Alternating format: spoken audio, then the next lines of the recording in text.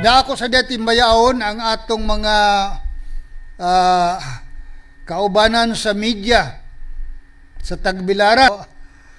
Makita nato ang ilang kadasig. Ug ilang kakugi, no? Silang pag-cover halos tanan gyud mga membro sa media sa Bohol ming himamat mig-cover sa katong turnover o pag blessing sa kalunasan small water impounding project sa Kalapi. Din mismo ang atong presidente Bongbong Marcos ang linawas yun personal nga mipasiugda sa blessing sa maong irrigation project. Salamat Presidente Bongbong Marcos.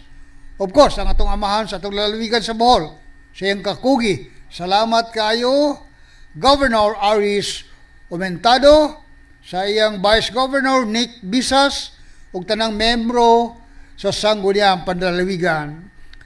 Hinauton ta padayon ang inyong kakugi. Salamat kaninyong tanan.